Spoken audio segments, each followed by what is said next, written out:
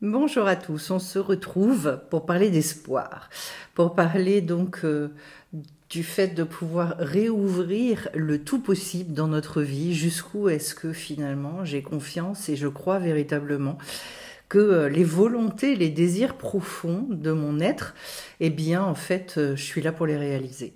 Alors pourquoi est-ce qu'on peut dire ça? Eh bien parce que dans la tradition hébraïque, on va nous expliquer que tous nos désirs, toutes nos envies, elles proviennent de la neshama, elles proviennent de l'âme. Alors vous allez me dire, oui, mais alors quand je vois certaines envies, comment je les transcris et comment je les vis dans la matière, ou c'est pas juste du tout, d'où ça vient? Ça vient toujours de l'âme malgré tout. C'est-à-dire qu'à l'origine, il y a une impulsion d'existence, il y a une soif de quelque chose. La seule chose, c'est que quand cette soif, ce désir va descendre, eh bien, le corps, lui, va interpréter le désir soit effectivement dans un bon moyen d'expression, soit dans un moyen d'expression qui va être dévoyé. Et donc, je vais tomber dans la boulimie, l'envie l'envie aussi de rien faire, en fait, de procrastiner ou de... À l'origine, en fait, c'est une impulsion qui nous est donnée, qui a besoin donc de trouver, je dirais, un canal et un canal sain, un canal sain dans la S-A-I-N, où on est libre en fait, donc aussi dans la Kedusha, la sainteté dans la tradition hébraïque, il y a beaucoup à dire là-dessus, c'est pas du tout l'auréole au-dessus de la tête. La Kedusha, c'est à partir du moment où on trouve justement ce canal, ce moyen très libérateur de choisir véritablement ce dont notre âme a envie et besoin, et de le transcrire avec notre corps d'une manière saine. Voilà. Et donc en fait, déjà de savoir ça, et de savoir qu'à l'origine, donc les désirs, ils sont bons. C'est vraiment le mode d'expression qui va être juste ou qui va se dévoyer à un moment. Et la plupart des hommes, enfin des hommes avec un grand H, des êtres humains, ça signifie quoi? Ça signifie que dans tous les endroits où ils se perdent, devant des séries télévisées, devant des machins où ils perdent leur temps et ils le savent, ça n'est pas du tout parce qu'ils sont nuls, voilà, pour le dire un peu crûment, un peu rapidement. Ça n'a rien à voir avec ça. C'est parce que il n'y a pas les outils finalement, il n'y a peut-être pas la connaissance pour savoir, alors cette soif-là, ce désir-là, dans quoi je vais l'investir pour que justement je sois rassasiée. Donc il y a le besoin chez l'être humain de se rassasier. Ce tout possible-là, pourquoi est-ce que je le relie à l'espoir et au tout possible? Parce que nous, on va justement s'identifier à cette manière d'exprimer de travers, cette manière tordue de vivre ce désir, et on va se dire, bah ça c'est moi, alors qu'en fait ça n'a absolument rien à voir, et que donc on a besoin de comprendre cette chose-là, parce que petit à petit, qu'est-ce que ça crée quand justement le désir est exprimé dans des voies qui sont des voies enfermantes en fait? Eh bien, on perd confiance en soi, on perd confiance, et on essaie de lutter contre nos désirs. Alors que le désir, c'est un flux d'énergie qui est d'une puissance extraordinaire, et que donc le fait de vouloir couper ça, c'est vain, parce que de toute façon, ce flux-là, il se déverse en nous via quelque chose qui a une puissance incroyable, c'est de la lumière pure, je dirais, comment dire ça, brillante, mais ce que je veux dire, c'est que cette puissance-là, nous, au niveau du corps, on n'a pas les moyens d'y renoncer. On ne peut pas dire « Ah non, stop, je ne prends pas ». D'où le fait que quand on essaye de lutter contre un problème alimentaire ou autre, une addiction quelconque, si on passe par le fait de se dire « Stop », au lieu de trouver le moyen de réorienter ce désir vers un endroit de Kedusha, un endroit où on va pouvoir être libre de, tant qu'on essaie de lutter, la lutte, elle est perdue d'avance, elle est vaine. Donc réorientation de l'énergie, mais surtout pas essayer de couper cette énergie. Pourquoi est-ce que il y a cette perte d'espoir? Parce que justement on rentre dans la désespérance, on se déçoit soi-même finalement. Et cette déception qui est de se dire de toute façon j'y arrive pas, j'y arrive pas, j'y arrive pas, elle est au bout d'un moment destructrice. Donc, de comprendre le mode de fonctionnement de l'être humain est absolument primordial à ce niveau-là pour surtout ne pas baisser les bras. Et comme je dirais que ce qu'on nous apprend en fait, est bien souvent coupé de sa source, coupé de son origine, c'est-à-dire cette étincelle et cette part divine de l'être humain, on va d'échec en échec et qu'on rentre dans une vision de nous-mêmes qui est une vision complètement erronée et qu'on renonce, mais on renonce à ce désir qu'on porte en nous, qui est d'aller exprimer toute cette lumière et tout ce flux d'énergie dans quelque chose d'extrêmement positif. Donc, vous avez bien compris que le tout possible, il est là. Il est bien présent. L'idée pour se reconnecter à ce tout possible, à cet espoir, ça va être d'abord de comprendre une première chose, c'est que quand on doit réorienter le flux d'énergie, ça se fait pas à pas. C'est-à-dire que quand ça fait 30 ans qu'on est englué dans quelque chose et qu'on se dit « Eh ben maintenant j'en ai ras-le-bol, donc dans 15 jours je veux que ce soit fini, que ce soit torché », ça marche pas comme ça. C'est-à-dire qu'en fait, il y a...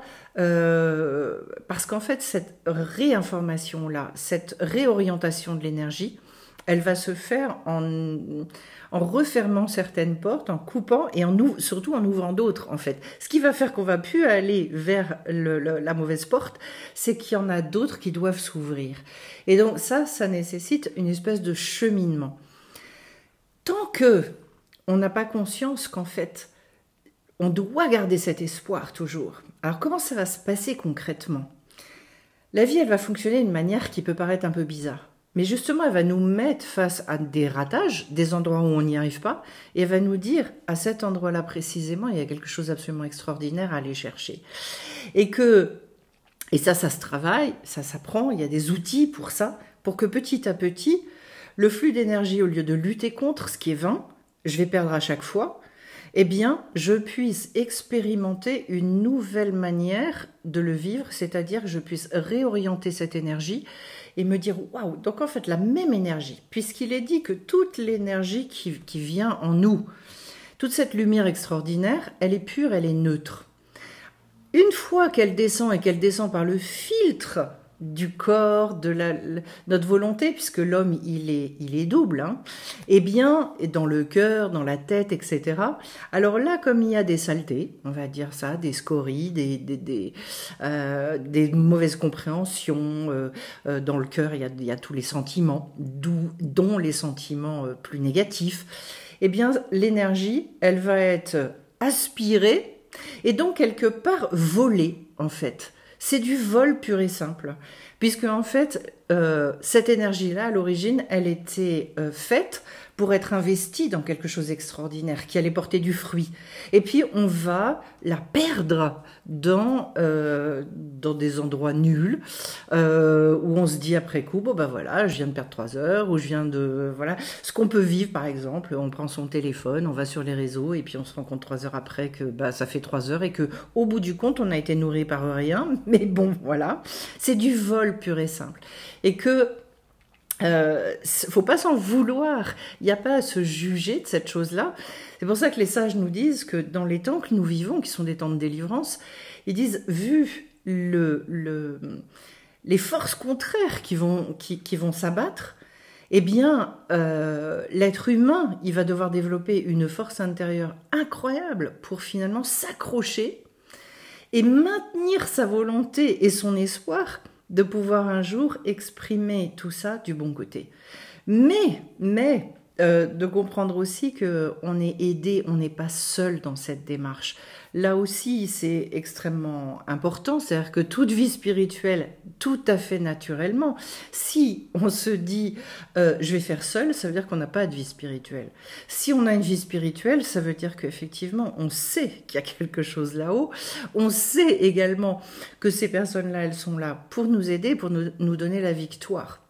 Autrement dit, se dire que tout est possible, ça signifie que dans tous les endroits d'enfermement, j'ai conscience que si je retourne la pièce, autrement dit, si je demande de l'aide pour réorienter cette énergie-là, je vais aller vers la victoire et vers la réussite. Et que tous les endroits, en fait, dans ma vie où je vis ces difficultés-là, c'est pour découvrir une force intérieure qui ne s'est pas encore exprimée.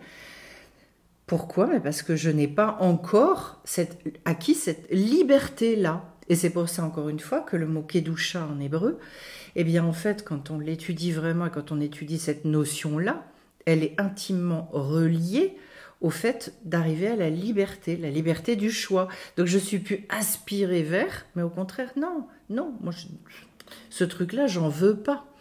Et donc, je vais aller, ce désir puissant que je ressens, je vais pouvoir le réorienter du bon côté, là où moi j'ai choisi d'aller. Voilà. Et là, tout redevient possible, sachant que pour opérer ça, on est aidé, on est guéri de tout un tas de choses, on est libéré d'un certain nombre d'enfermements, de croyances, de sentiments négatifs dans le cœur, et même de pulsions, dans les pulsions du corps, des pulsions animales, qui là aussi vont s'exprimer et vont, je dirais, nous emmener dans des endroits où on n'a pas envie d'aller.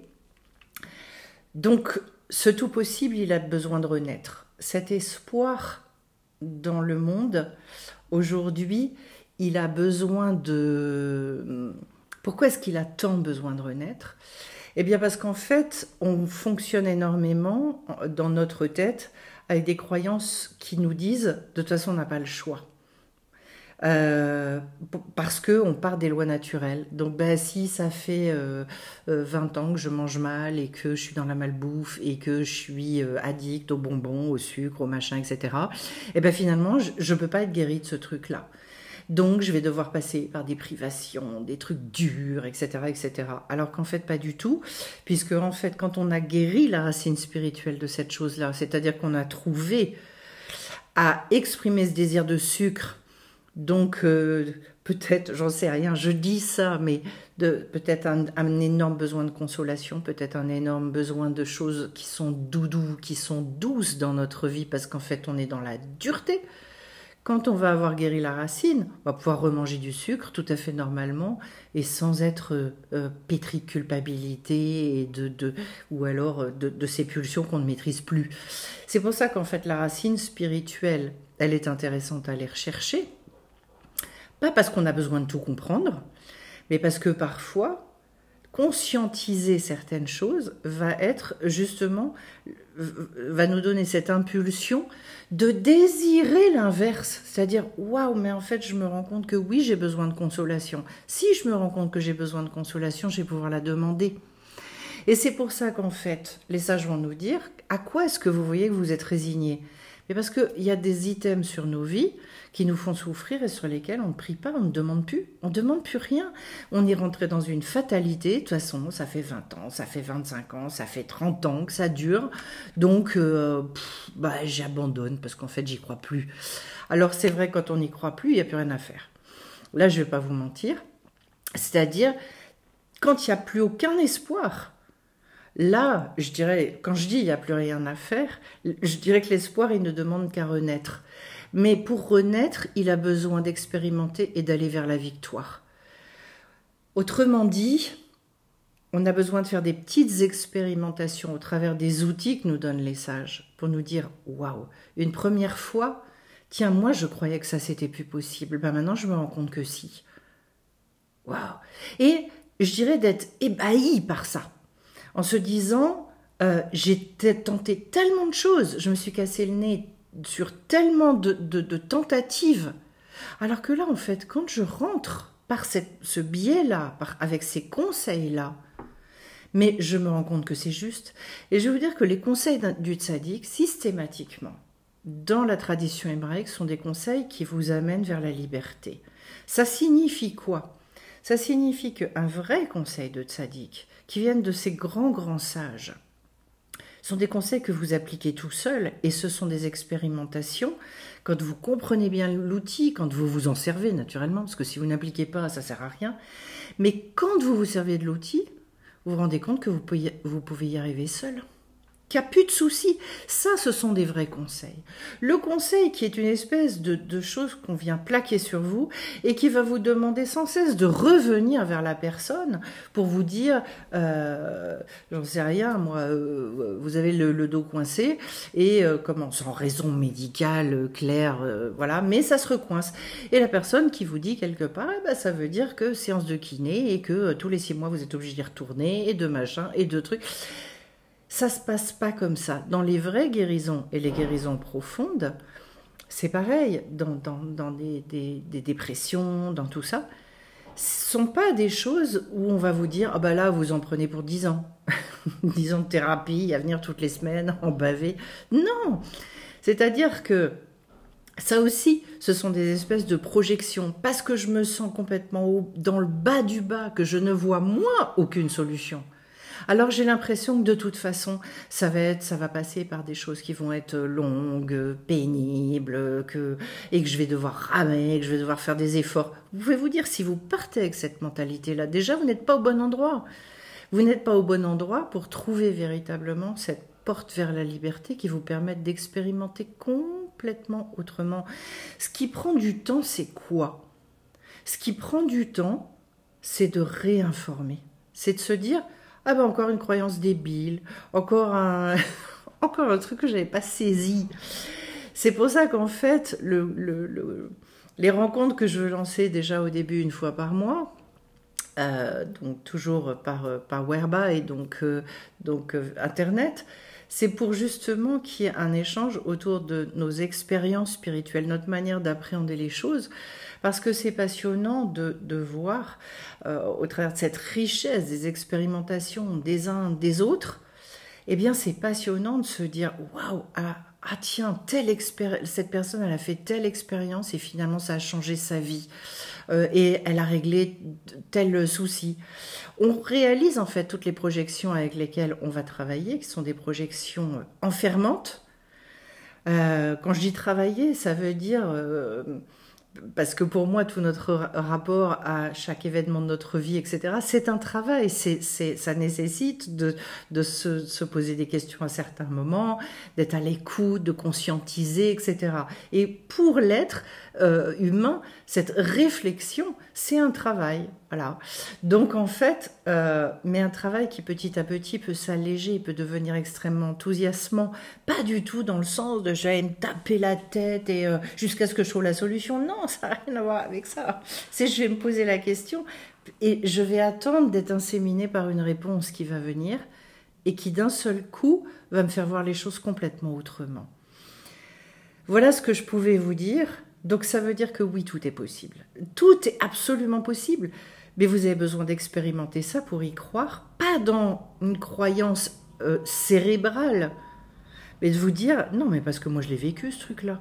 Donc à partir du moment où je l'ai vécu, je le sais que tout est possible, c'est plus je crois. D'ailleurs, j'entendais quelqu'un l'autre jour définir la Emouna de cette manière-là. D'ailleurs, la Emouna, c'est pas je crois que, c'est je le sais. Et comment est-ce qu'on peut le savoir? C'est parce qu'on l'a vécu. Donc en fait, ça devient une évidence avec laquelle on vit. Et que finalement, c'est un rapport à la vie qu'on va développer qui va être complètement différent, dans une espèce de certitude absolue. Ah ben oui, mais de toute façon, je l'ai déjà vécu, j'avais un problème de susceptibilité terrible, et que finalement, à chaque fois que les gens faisaient des réflexions, je prenais tout pour moi, et que du coup, voilà, et que je croyais systématiquement que j'étais une victime internationale, et que tout le monde faisait des réflexions sur moi. Et à un moment donné, en fait, je sors de ça, et je me rends compte que c'est moi, en fait, qui me jugeais tout le temps. Et ça y est, je l'intègre au plus profond de moi. Donc en fait, la manière dont je vis avec les autres se transforme complètement. Je suis plus la même personne, tout se simplifie. Waouh, mais je m'éclate. Mais je l'ai vécu en fait, donc je sais que c'est possible de guérir de tout. Et que c'est pas un truc qui va me demander d'aller faire des analyses et de disséquer les choses. Non. Non, parce qu'en fait, j'ai besoin d'intégrer ce savoir-là à un niveau autre que dans mon cerveau. Parce que je ne suis pas débile, je le sais bien au fond du fond. Je le sais très bien que mon problème de susceptibilité, il m'appartient. Donc en fait, de remuer le couteau dans la plaie en permanence, c'est pas. Donc ça veut dire que c'est pas ça qui va me donner la solution. Voilà. Et que donc, par où ça passe finalement ce truc-là? Ça va passer justement par une intégration ailleurs. Oui, une première compréhension qui va être l'impulsion de se dire « Ok, là, je ne suis pas au bon endroit. » Mais après, je vais aller chercher ma solution qui est à l'extérieur, et compter sur le fait qu'on va m'aider à intégrer tout ça. Et là, il y a des outils pour vivre ça comme ça. Voilà ce que je voulais vous dire. Donc, sur chaque item, chaque difficulté, chaque souffrance que vous avez, ne lâchez jamais le morceau. Traitez-les les unes après les autres. En revanche, c'est une par une par une. En revanche, ne vous dites pas, bah, de toute façon, je suis comme ça, et puis ça fait trop longtemps que je vis comme ça, et donc c'est fini. Non, non. Mais une par une.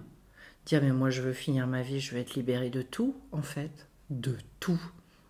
Donc, ayez de l'ambition, ayez cette assurance que de toute façon c'est ce qu'on veut vous donner. Ce serait ballot de finir sa vie, de se rendre compte qu'effectivement on voulait vous donner tous ces cadeaux-là et que vous êtes passé à côté. Voilà ce que je pouvais vous dire. Donc oui, tout est possible. Oui, et renourrissez de l'espoir et voyez tous les endroits de votre vie où l'espoir, il en reste une espèce de petit truc affalé quelque part. Non, non, de reprendre ça, mais pas à pas, en vivant et en expérimentant au fur et à mesure des victoires, de véritables renaissances, renouvellement, pour que vous vous disiez, mais si ça a été possible pour ça, ce sera possible pour le reste. C'est tout ce que je vais vous souhaiter. Je vais définir une date, j'ai oublié de le faire avant la vidéo. Dès que j'ai défini la date, je vous la mets en dessous, en description sous la vidéo. Vous cliquez sur le petit triangle en bas à droite. Et puis, vous m'envoyez un mail simplement pour qu'on puisse se retrouver.